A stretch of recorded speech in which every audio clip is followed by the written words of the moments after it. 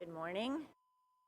My name is Jana Russell, for those of you who don't know me, and I'm very happy to be sharing with you guys on this Stewardship Sunday. Although I didn't fully appreciate it at the time, I grew up in a faith-filled household, thanks to my mom. She was someone who not only read her Bible, but had a little piece of paper tucked in the cover with notes about certain passages.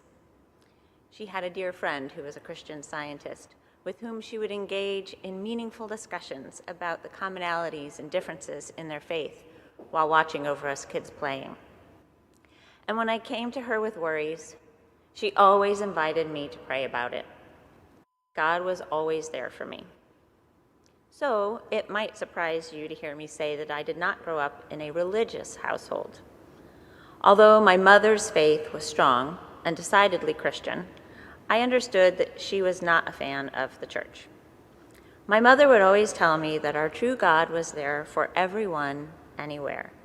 You didn't have to go to a specific building or recite specific words to earn or access God's love. She told me that I didn't even have to pray out loud because God knew what I was thinking.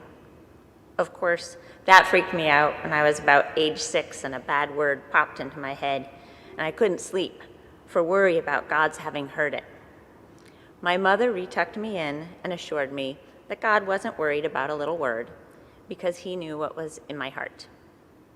And so what I learned from my mother is that you didn't need to go to church and you didn't need rules of religion to have a relationship with God.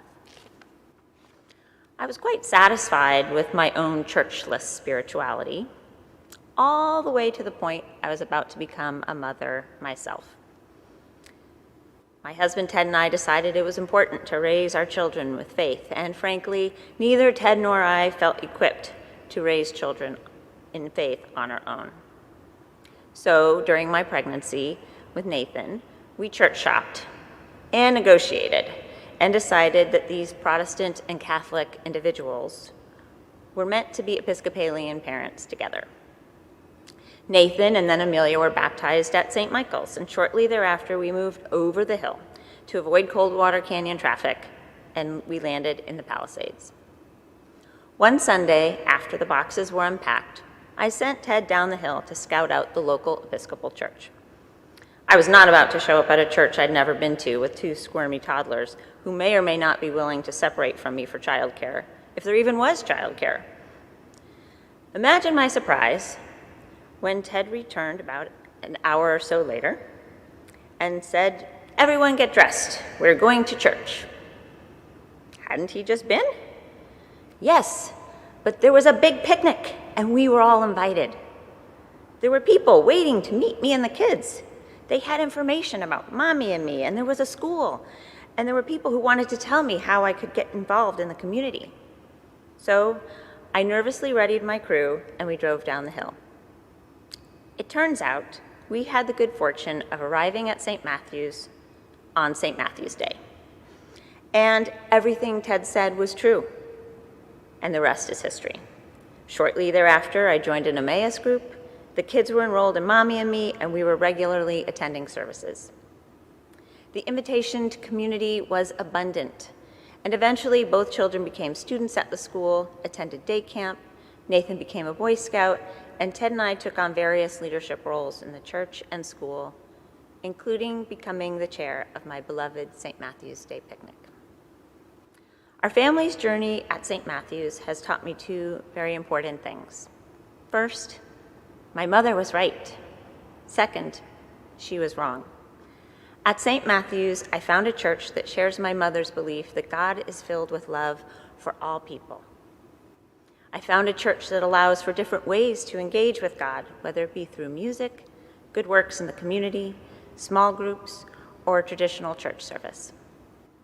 I even found a church where I can let a bad word slip and no one has cast me out yet. Yes, my mother's vision of a loving God is definitely present here.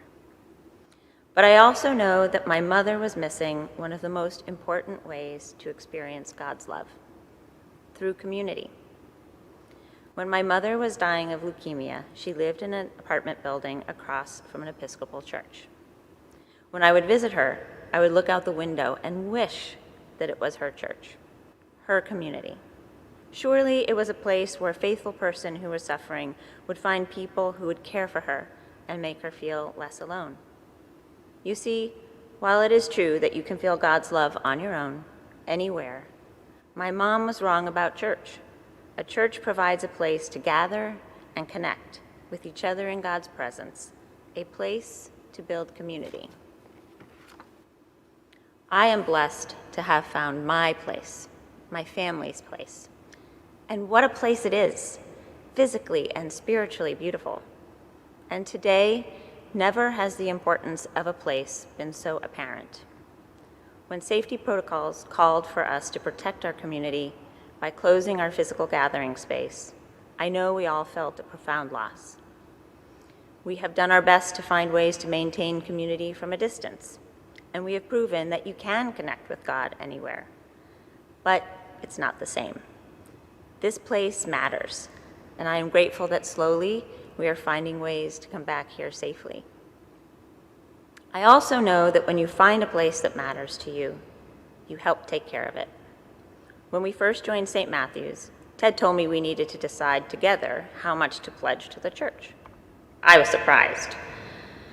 I had no example of giving money to a church, especially in an amount that felt significant to our fledgling family.